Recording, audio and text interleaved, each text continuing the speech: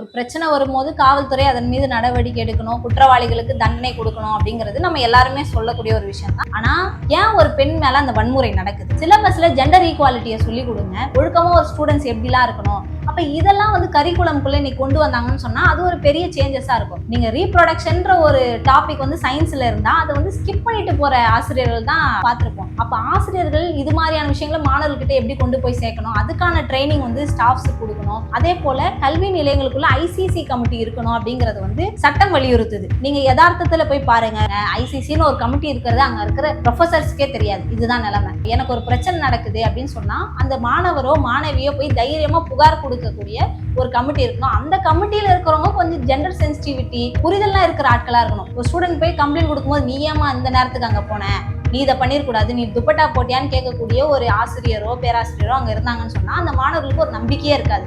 அப்ப இப்படியான கமிட்டிகள் அமைக்கிறது, அது முறையா செயல்படுதா, இது போன்ற அவேர்னஸ் எல்லாம் நிறைய கிரியேட் பண்ணப்படும் போதுதான் தவறு செய்கிறவர்களுக்கும் நம்ம கண்டிப்பா மாட்டிப்போன்ற ஒரு பயம் வரும்.